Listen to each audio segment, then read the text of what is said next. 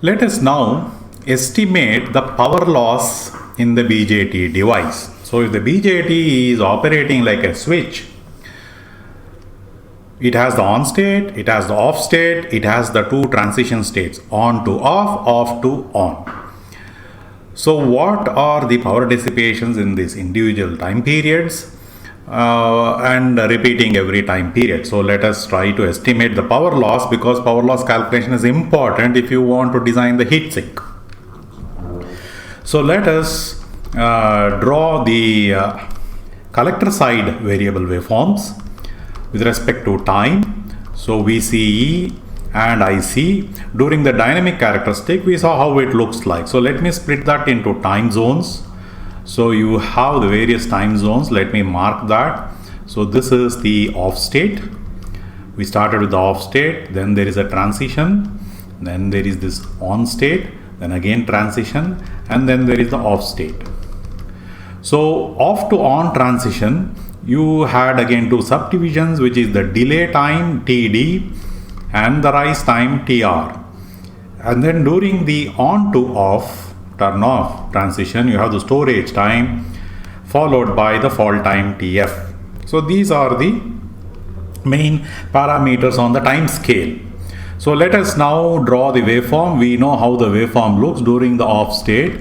We know that the VCE is going to support the entire voltage VCC, and it is up to the delay time, and after the delay time, during the rise time, it is going to fall to the saturation voltage, goes on till the storage time, then the fall time, it again comes up, rises up, and achieves the blocking state back again to the off state.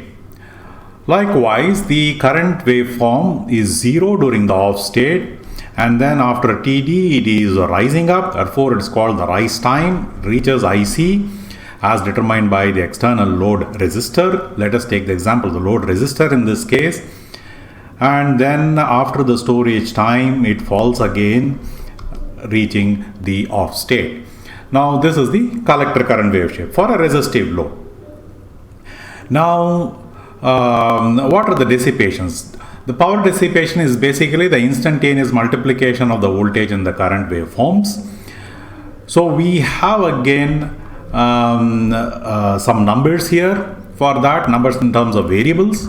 So you have VCC here, and at that time when the switch is off, it is ICEO, collector to emitter current with base open.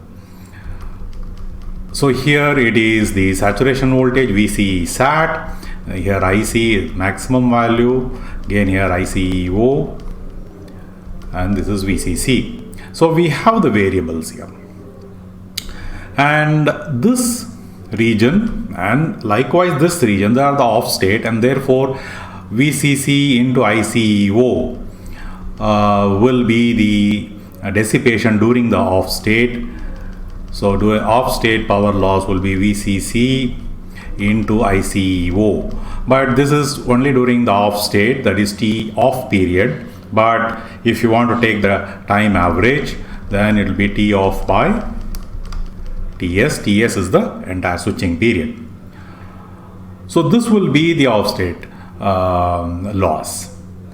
ICEO is a very small quantity because it is only the thermally generated carriers during the off state, and this will be almost close to 0. So generally that is neglected. The leakage current is very small, less than microamps. So now let us look at the other parts of the wave shape. So you have here TD, this is the delay time. Likewise, you also have your storage time. There is in the TD, there is not much change with respect to the off state, so it will also appear like off state. So this is going to be approximately 0, and TS is a very small time, and it approximately looks like the continuation of the on state. So both these can be considered as during TD and TS to be negligibly small. So essentially you need to consider this TR portion, TF portion, and the on state portion. for the dominant part of the loss. So conduction loss, which is the on state loss. So P conduction, which is nothing but this voltage VC is at into this current IC. Now this needs to be integrated, averaged over time. So let us integrate it from 0 to T on. If I say this is T on for the on time, and then averaged over the entire period Ts, and we will use dt as the integration variable. So you have VC sat into IC, both are constants, so into T, and T from 0 to T on, so therefore you will have T on by Ts. T on by Ts is nothing but the duty cycle D, so we can say P conduction is VC sat into IC into D. So this will be the conduction loss. Now let us look at the other part, the transition part. We'll call that the switching loss. So let us raise the whiteboard and make some space. P switching is nothing but the loss during the rise time and loss during the fall time. So you have P turn on plus P turn off, the loss during turn on and loss during turn off. So what is it? What is the voltage during turn on? So let us look at the turn on. So during turn on, the voltage is falling linearly. Let us assume a resistive load. You'll understand better. The same concept can be applied for any other loads too. Looking at the waveform here, this is falling linearly. So we can say at this point it is VCC. It reaches almost 0 here. So we will say VCC into 1 minus T by TR. And IC, the current curve is nothing but starting from 0 reaching IC. Therefore this will be linearly IC into T by TR. So I can use that VCC into 1 minus T by TR. This is for the voltage equation in this region. And for the current equation, IC into T by TR. This is for the current here. So this let us integrate from 0 to TR only for the TR period, and then take the average over the entire period of Ts. dt is the integration variable. So this would be the turn on loss. Now turn off loss, in a similar manner, let us multiply voltage into the current. Voltage here, the voltage equation here, voltage is rising from 0 to VCC. So we can say VCC into T by TF. So we will put that VCC into T by TF, and the current is falling from IC to 0. So you can say IC into 1 minus T by TF. So this is the instantaneous power in that TR period. Let us integrate it from 0 to TF, average it over a period.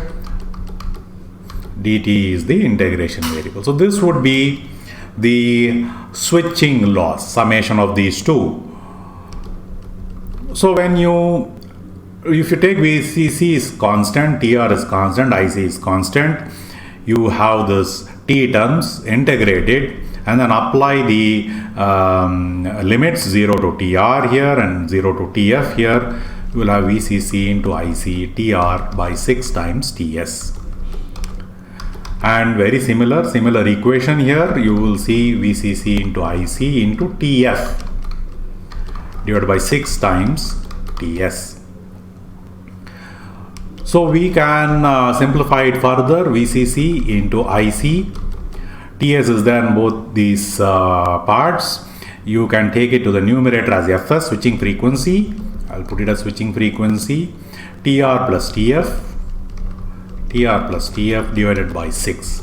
So this will be the switching loss for turn on and turn off put together for a resistive load. If it is an inductive load or capacitive load along similar lines, you can do that and then find out the equation. So this gives you the total loss, which is the loss due to the conduction plus switching. So in this way you can estimate the loss in the BJT. After you estimate the loss in the BJT, you can't stop there, you have to design the heat sink. So let us look at the thermal aspect. So the thermal aspect for the BJT very much similar to the diode. See, you have a current source here, and I'm writing the thermal equivalent circuit where the current source value is the loss, P loss here, as we had calculated loss in the BJT. And this node will be the ambient. It's at temperature, ground node for the thermal, ambient temperature. This is the junction, therefore the junction temperature Tj, and it conducts. So we are talking about the conduction by loss transmission by conduction. So there is a thermal resistance from junction to case of the device.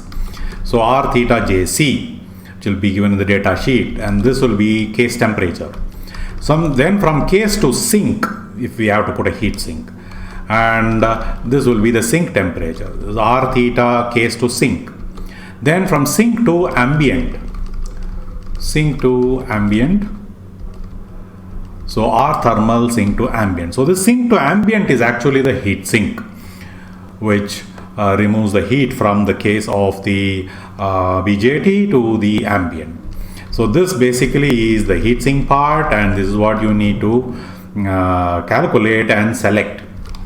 So if you look at this loop, R theta Jc plus R theta Cs plus R theta Sa sink to ambient is equal to total potential difference temperature Tj minus Ta divided by what is flowing P loss as calculated P loss.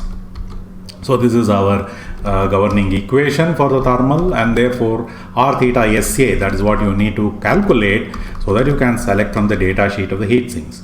Tj minus Ta by P loss minus R theta Jc minus R theta Cs. So typically if you see, TA normally during design will be set at the maximum value of 50 degrees centigrade for anywhere in the country.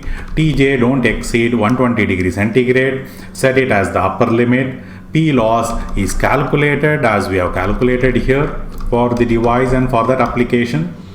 R theta Jc, you can pick it off from the data sheet. R theta Cs, case to sink, 0.5 degrees centigrade per watt to 1 degree centigrade per watt you can choose. This is actually based on skill. The reason is like this. See, you have, let's say, the heat sink. Let me draw the heat sink. So you have this heat sink, and to this heat sink we would like to attach this device. This is the BJT device what you have here. So however tight you fix it, there will be micro spaces, and the heat will not pass efficiently to that. So therefore normally a heat sink compound is applied between the case of the device and the heat sink. So this is a heat sink compound which is called also the thermal paste, which will try to make the area of contact much better. So this conduction is actually impeded by the R thermal case to sink, and this is the R theta C to S. Now this is generally based on skill, how well a person mounts the device onto the heat sink. A skilled person can achieve 0.5 degree centigrade per watt, and a newbie will be somewhere around 1 degree centigrade per watt or even worse. So this is one aspect which one needs to actually become more and more skilled about. So this is generally how one goes about removing the heat from the BJT.